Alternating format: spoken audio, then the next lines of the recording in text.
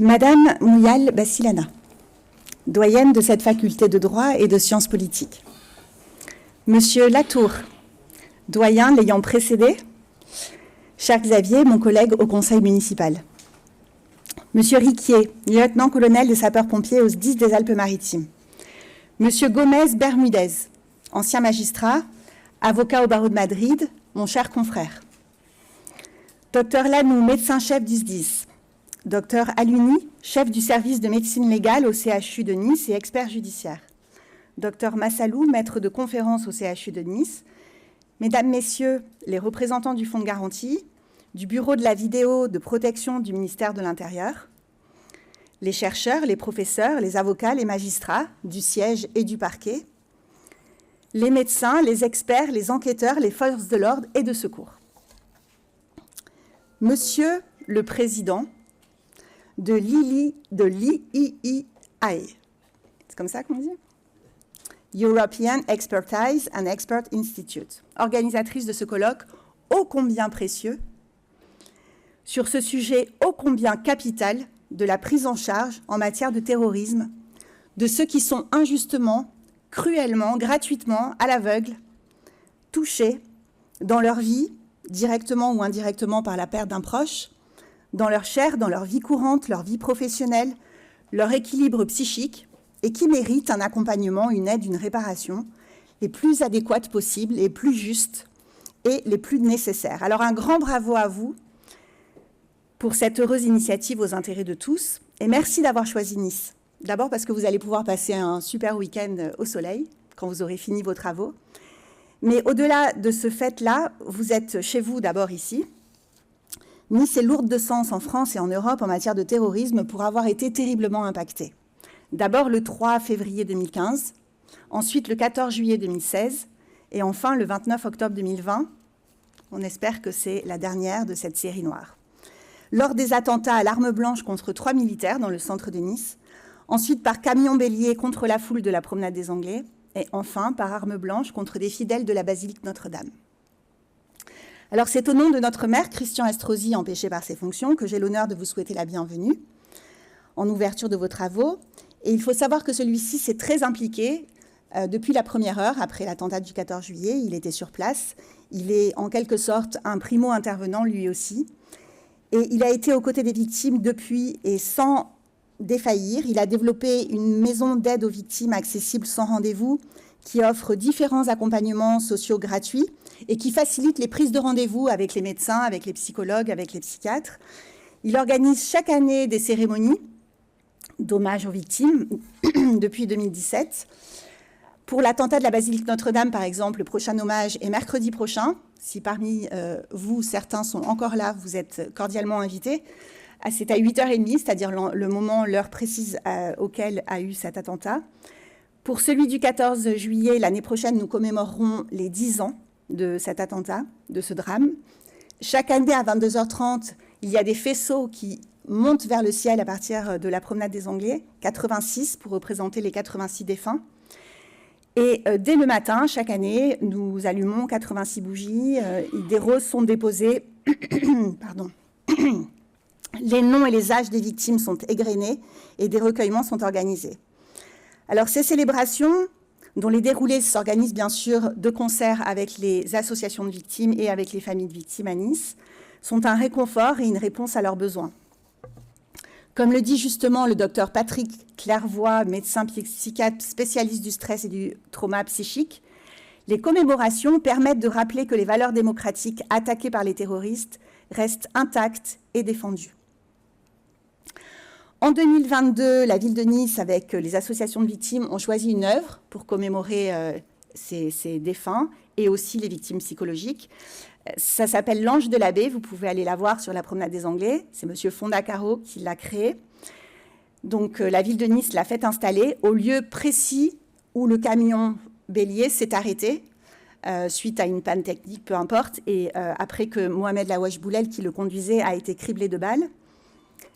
Et nous avons également mis à disposition, en partenariat avec le ministère de la Justice et la préfecture, une salle de retransmission de vidéos à Nice du procès de l'attentat qui avait lieu à Paris, Et on a coordonné, bien sûr, la sécurité et l'accompagnement par des psychologues de toutes les victimes pendant la durée du procès, qui était quand même de 4 mois en première instance et de 3 mois en appel. Pourquoi? Parce que la compétence de la juridiction de jugement des attentats en France, c'est la cour d'assises spécialement composée en matière de terrorisme, et elle siège à Paris. Alors, c'est normal, bien sûr, d'avoir une cour spécialisée, bien évidemment, ça s'entend, mais je trouve, à titre personnel, avec ma casquette, cette fois-ci, d'avocate qui est intervenue dans ce procès-là, que la Cour aurait dû et devrait se déplacer dans les grandes villes qui sont capables d'organiser une salle d'audience sécurisée pour éviter de priver, en quelque sorte, les victimes vraiment de leur procès. En tout cas, c'est mon avis personnel. Pour avoir vu... alors, j'avais 33 victimes dans ce procès et j'étais aussi l'avocate de l'association des enfants victimes de l'attentat, que vous entendrez demain. Sa présidente est ici parmi nous, Hajer Benaouissi. Et nous avons vu au quotidien à Gers tous les obstacles que les victimes rencontraient. Alors déjà, pour suivre le procès, c'est pas facile à distance. Pour communiquer, quand on est en salle de visio avec son avocat, on est obligé de faire des textos. C'est quand même pas banal dans un procès. Et sachant qu'en plus, dans la salle de visio, les victimes n'avaient pas le droit d'utiliser leur portable parce qu'il y avait de la sécurité qui surveillait pour voir si on n'était pas en train de capter des images ou d'enregistrer. Ce qui est formellement, évidemment, interdit en salle d'audience. Les avocats ont le droit d'utiliser leur portable parce qu'ils travaillent pendant la journée et qu'on a confiance, mais le reste du public, et en tout cas des victimes, n'avaient pas le droit de le faire. Donc c'était quand même particulier, impossible d'interagir aussi. On voit la vidéo du procès, mais on ne peut pas rien manifester, puisqu'on n'entend pas. Contrairement à la salle de visio, par exemple, d'audition de certaines victimes à qui on a évité le déplacement à Nice, notamment les enfants. On a entendu les enfants dans une salle de visio au tribunal de Nice. Et donc, faire l'avance aussi des frais pour pouvoir aller à Paris, pour ceux qui étaient motivés à aller jusque là-bas, c'est compliqué. Réussir à accepter de la part de son employeur de partir la veille, le soir, ou même de sa famille, ben, c'est compliqué aussi. Quand on a des budgets plafonnés et des emplois du temps bien chargés. Se transporter même à Paris, c'est impossible pour certaines victimes qui sont devenues agoraphobes, qui ne peuvent pas sortir de chez elles. Donc pour aller à Nice, à un endroit qu'elles connaissent, d'accord, mais pour prendre l'avion, le métro, le taxi, pour aller dans une capitale où on n'a pas de repères et où tout est grand, ben là, ça devient vraiment compliqué. C'est un vrai parcours du combattant. Et il existe un grand principe en matière de justice, c'est celui de la proximité avec ses juges, avec sa juridiction. Et en fait, avec cette cour d'assises spéciale localisée à Paris, qui ne se transporte pas en tout cas jusqu'à aujourd'hui, mais qui mériterait de le faire, et je pense que c'est tout à fait facile à organiser, ce principe n'est pas respecté. Voilà, j'espère qu'une évolution pourra intervenir sur ce point, parce qu'on a quand même eu, en tout cas dans les grandes villes capables de les organiser, ça impacte autant de personnes. On a eu 86 personnes assassinées à Nice, dans le cadre de l'attentat de la promenade des Anglais, 458 blessés physiques, 2484 blessés psychologiques, constitués partie civile, c'est-à-dire la face visible de l'iceberg, parce qu'on avait 10 000 personnes sur la promenade des Anglais le soir des faits. Sur ce sujet, comme sur plein d'autres concernant l'intérêt supérieur des victimes particulières, qui sont des ultra-victimes dans cet ultra-procès de l'attentat de Nice, je crois qu'il est nécessaire de regarder et de réfléchir par le prisme de l'empathie, de se mettre à la portée d'eux, en sortant de la posture habituelle pour les professionnels, pour les sachants, afin de pouvoir bien écouter les victimes, de bien les comprendre, dans un langage compréhensible, de faire cet effort-là aussi, c'est très important pour eux, parce qu'elles sont des victimes particulières, parce qu'elles souffrent sur l'échelle de Richter au plus haut niveau. Donc les soignants, les accompagnants qui sont à saluer grandement savent le faire, ils l'éprouvent puisqu'ils sont vraiment à leur contact, mais le corps un peu plus institutionnel, qui est plus au contact mais ponctuel des victimes, avec des missions plus distancielles, doit vraiment fournir des efforts en conscience d'adaptation. Alors, en salle d'audience, bien sûr, les magistrats, en cour d'assises spéciale, prêtent une oreille vraiment très attentive, très bienveillante, complètement différente de celle qu'on a en cour d'assises habituelle, avec un temps d'audience et un temps de parole laissé aux victimes très important. C'est heureux, c'est normal, c'est à saluer quand même pour toute cette bienveillance. Mais sur les côtés du procès, et là on en arrive aux expertises, je sais qu'il y a beaucoup d'experts parmi vous, où on est plus à huis clos, hors caméra, hors enregistrement pour l'histoire, l'ambiance est plus aléatoire, je dirais, en fait, parce que d'une personne à une autre, c'est très différent la façon dont ça se passe, selon les modalités, la personnalité de l'expert. Il faudrait peut-être une formation initiale, continue, un peu plus soutenue en la matière, et un exercice, plutôt qu'un exercice comme actuellement, plus individuel. Sur le procès du 14 juillet, par exemple, nous avons, avec l'Association des enfants victimes de l'attentat, obtenu du fonds de garantie, et on le remercie d'ailleurs, l'arrêt de la décision d'un expert qui était désigné beaucoup pour les enfants et qui considérait que les enfants mineurs étaient déjà consolidés très vite, qui rendaient des rapports vraiment contraires à leurs intérêts dans les conclusions, qui ne manifestaient aucun tact avec eux. Donc, on a réussi à obtenir l'annulation de ces rapports, la désignation de nouveaux experts et de nouvelles expertises. Voilà, il y a un besoin, je trouve, d'harmoniser les pratiques expertales, les spécialisations, les incitations à plus d'humanité. Il faudrait aussi qu'en expertise, on fasse plus preuve de tolérance par rapport à l'incapacité de certaines victimes de fournir tous les documents qui sont exigés. Pourquoi ? Parce qu'elles ont souvent une phobie administrative avec leur dépression, leur procrastination. Et donc, je pense que quand les séquelles sont évidentes, la nature des séquelles, les conséquences sont vraiment voyantes, peut-être être un peu plus tolérant sur le manque de production de tel arrêt de travail, de telle période à telle autre, etc. Ou même de certaines attitudes très involontaires qui ne sont pas des manques de respect, comme par exemple louper plusieurs fois des rendez-vous parce qu'on n'arrive pas à sortir de chez soi, comme par exemple même avoir des attitudes très bizarres en rendez-vous, ce qui m'est arrivé là récemment. Il faut comprendre que avoir une tolérance plus pour les victimes des attentats. Ce que attendent les victimes aussi des experts, plus généralement, c'est que sur la place publique, ils écrivent, ils informent sur les souffrances qu'ils constatent chez ces victimes d'attentats, sur leurs mécanismes, sur les besoins d'empathie, de reconnaissance, dont ils sont les témoins privilégiés. Pourquoi ? Pour sensibiliser l'opinion publique sur les conséquences durables des séquelles invisibles, pour convaincre sur leur gravité, sur leur caractère réel, parce qu'elles sont parfois remises en cause. Et là, c'est vraiment la double peine pour les victimes. Parce que c'est vrai qu'après l'émotion immédiate de tout le monde, après un drame en chassant un autre, on passe à autre chose. Et en fait, une certaine partie, en tout cas de l'opinion publique, n'a plus vraiment envie d'en entendre parler. C'est un peu insoutenable de penser à cela. Voire pire, même parfois, considère que certaines victimes exagèrent un peu, que maintenant, elles pourraient quand même évoluer, faire un effort pour sortir de leur dépression, qu'elles pourraient éviter même pour certaines de solliciter une réparation, alors que moi, je connais quelqu'un d'autre qui était présent, qui est également une victime et qui n'a rien demandé comme indemnisation. Il faudrait vraiment sensibiliser, expliquer ce que c'est que le syndrome de Lazare, par exemple, dont sont atteintes les personnes qui voient la vie des autres avancer, mais la leur complètement bloquée, et qui se retrouvent apathiques, isolés, sans place dans la société. Expliquer que ce n'est pas du cinéma, que cette ultra-sensibilité aux sons, aux odeurs, aux images qui reviennent et qui rappellent les mauvais souvenirs, ce n'est pas du cinéma non plus.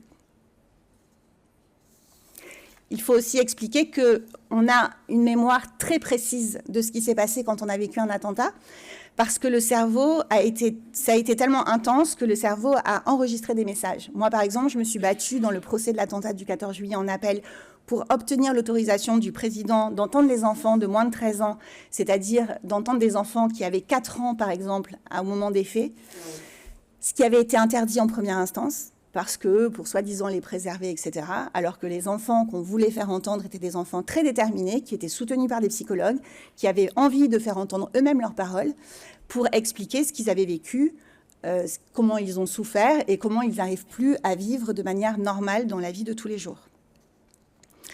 J'ai même entendu une directrice, par exemple, d'un lycée expliquer à une victime de l'attentat mineur, lorsqu'elle avait 17 ans, et donc 13 ans au moment des faits, qu'il fallait qu'elle arrête de se victimiser. J'étais présente en tant que son avocate dans la convocation, comme une espèce de conseil de discipline. Donc là, je lui ai fait part un peu de ma manière de voir les choses. J'étais très heurtée et j'ai été un petit peu vive. Et j'ai obtenu, en contrepartie, que cette élève ait le droit spécial de sortir, par exemple, des cours d'histoire quand elle entendait des séquences sur la guerre, les guerres en général, ce qui l'a stressée énormément. de faire comprendre à cette directrice que même si elle pensait que c'était du cinéma et de la comédie, qu'en réalité, ça n'était pas, et qu'elle n'était pas apte à juger ce cas-là. Et j'ai aussi obtenu le droit pour elle était en terminale, de pouvoir passer le bac en septembre plutôt qu'en juin, c'est juin, parce qu'à l'approche de la date du 14 juillet, j'ai constaté chez les enfants victimes de l'attentat des troubles du comportement déjà depuis le mois de juin, avec des pics de fièvre, enfin des choses spectaculaires même, physiques, très involontaires de leur part, puisque eux, tout ça se passe de manière inconsciente, mais les perturbe énormément. Et cette jeune fille, par exemple, Ornella, m'explique que maintenant qu'elle est jeune majeure et qu'elle est employée et que ça se passe très bien dans une société, les adultes sont plus sympathiques avec elle et plus bienveillants et comprennent mieux ce qui lui est arrivé que l'institution de l'éducation nationale quand elle était au lycée. Bon, c'est un cas particulier, tous les lycées ne sont pas comme ça, mais c'est pour vous dire à quel point les mentalités sont aussi à faire évoluer, et les experts ont un rôle important à jouer de ce côté-là, comme les magistrats qui ont connu ces procès, comme les avocats. Pour le 14 juillet, les chocs psychotraumatiques ont été énormes parce que c'était un ultra-attentat. Pendant le procès, on a parlé de surattentat, en raison du nombre de personnes qui ont été confrontées d'abord à cette horreur astronomique, en raison du lieu qui était à ciel ouvert. Donc ça a concerné énormément de personnes qui ont été confrontées. On n'a pas pu contenir les victimes dans un lieu fermé. En raison du passage à l'acte en un éclair, c'est-à-dire qu'on est en famille en train de regarder un feu d'artifice, c'est la fête nationale, et tout d'un coup, c'est l'horreur absolue qui arrive devant soi. En raison du modus operandi, c'est-à-dire qu'on tue en écrasant les gens, avec des blessures à la clé qui sont horribles à regarder, en raison du fait que c'était une fête familiale, donc ça veut dire qu'on a assisté à des proches, à des enfants, à des parents, à des membres de sa famille qui étaient mutilés, éviscérés, etc. Et en raison surtout des enfants qui ont été spécialement visés, c'est-à-dire qu'à l'endroit du stand de bonbons, on voit parfaitement sur la vidéo le conducteur en train de zigzaguer pour cibler les enfants. Donc les chocs post-traumatiques chez ces enfants, qui étaient 3000 sur les lieux, ont généré des préjudices qui n'étaient pas habituels, d'une intensité rare. Il a fallu par exemple reconnaître l'entrave à la scolarité, dont j'ai un peu parlé tout à l'heure, et tout le futur entravé. Il a fallu entendre qu'un enfant, même tout petit, peut avoir des souvenirs très exacts, je vous en ai parlé de cette scène vécue. Se battre contre une idée reçue selon laquelle, en dessous d'un certain âge, ce ne serait pas possible d'avoir de tels souvenirs. Ensuite, il a fallu rectifier une autre croyance selon laquelle il ne faut pas parler de ça aux enfants parce qu'ils vont oublier, comme ils étaient petits, ils vont oublier. Au contraire, ça va être encore pire si on a mis un couvercle sur le pot. Il a fallu batailler en justice pour qu'ils puissent témoigner, je vous l'ai dit. Et les enfants ont des droits qui sont inscrits à la CIDE, la Convention internationale des droits de l'enfant de 1989, qui a été signée à New York. Je suis la déléguée des droits des enfants à la ville de Nice, donc vous voyez, je suis vraiment au cœur du sujet. Et donc, le fait d'avoir le droit pour les enfants d'accéder aux soins et d'être entendus en justice, c'est un texte supranational, on doit absolument l'appliquer. Il a fallu au CE2P, qui a été créé à l'hôpital des enfants Lanval de Nice, malheureusement 7 mois après les faits, donc pendant 7 mois, les enfants sont restés en errance totale. Cette cellule spécifique pour les enfants de prise en charge immédiate pour la résilience à long terme, mais on a tâtonné humblement pour voir au cas par cas quelle méthode empirique pourrait fonctionner sur eux, parce qu'on s'est rendu compte que toutes les méthodes habituelles ne fonctionnaient absolument pas, tellement les enfants étaient gravement atteints. Il a fallu admettre que même dans le ventre des mamans, qui étaient sur la promenade des Anglais, les enfants naissant après le drame présentent également d'énormes séquelles de même nature que celles des enfants présents sur les lieux. Et je vais même vous dire que j'ai une cliente qui a eu un enfant des années après, qui a une petite fille qui a exactement les mêmes problèmes. L'hypervigilance, les angoisses, les sursauts. Alors c'est inexplicable puisque, enfin, les experts l'ont expliqué à la barre, l'ADN, etc. Enfin, vous connaissez ça mieux que moi. Tous les problèmes en série dans ces familles-là qui continuent. Nous avons eu un grave problème dans ce procès de l'attentat. Ça a été, par rapport à la médecine légale, le prélèvement des organes, de tous les organes de certaines victimes, même des enfants, alors que les causes de la mort quand même étaient assez évidentes. Ça a été vraiment horrible. Le parquet national antiterroriste a convoqué les familles à Paris pour s'excuser par rapport à ça. Il a fallu déterrer des corps. Par exemple, j'ai une victime qui est malgache. À Madagascar, on sort les corps chaque année. Enfin, c'est très particulier. On ne peut pas enterrer un corps sans les organes. Donc, ça a été vraiment quelque chose là qui a été la triple peine pour les familles des défunts. Donc, ne plus jamais reconnaître, de reproduire ce type, évidemment, d'erreur et de maladresse. C'est vrai que dans l'urgence, on fait comme on peut, mais il y a quand même des choses un petit peu évidentes pour l'avenir qu'il ne faudrait pas reproduire. Voilà, j'aurais encore beaucoup à dire, mais je m'arrêterai là pour mon partage d'expérience de cet attentat spécifique dans ma ville et dans mon procès, entre guillemets, pour en conclure que je crois au rapprochement des différents enseignements tirés de chaque drame pour mieux se préparer à ce fléau, qui est loin, malheureusement, d'être à bout de souffle en Europe et dans le monde, pour renforcer d'abord la prévention par l'éducation, la vigilance, la sensibilisation contre la radicalisation, pour protéger en performant le système d'alerte, en favorisant la rapidité d'intervention, pour prendre en charge sur place durablement les soins, l'accompagnement social, psychologique, mais aussi juridique, indemnitaire, pour mieux coordonner le damage control sur place, c'est-à-dire la prise en charge d'un afflux massif de victimes, la formation aux interventions de médecine militaire. On a entendu des militaires nous dire au procès qu'ils étaient préparés à ça, qu'ils avaient vécu ça, mais dans le cadre familial, dans la vie civile, ça avait été insoutenable même pour eux aussi d'avoir à primo intervenir. Et la préparation mentale aussi de la confrontation aux scènes de guerre des médecins. On a entendu beaucoup de médecins témoigner à la barre, nous expliquer que ça a été vraiment quelque chose qui les a, eux aussi, rendus victimes et de façon durable. Je pense qu'une meilleure préparation en amont, en sachant que ça peut arriver régulièrement, serait aussi bénéfique pour eux. Il faudrait aussi renforcer l'organisation de plusieurs lignes de médecins pour assurer dans la durée la prise en charge et aussi la prédétermination de la façon dont on procède au tri, par exemple, ce qui a été très dur aussi pour les médecins d'après leur témoignage. Voilà, je vous souhaite d'excellents travaux à tous dans ce magnifique endroit, avec ce magnifique soleil. Et vous avez vu la fresque, je pense, dans le hall de Chagall, qui représente Ulysse triomphant par son courage de toutes les épreuves qu'il subit. C'est exactement la résilience qu'on souhaite à toutes les victimes des attentats.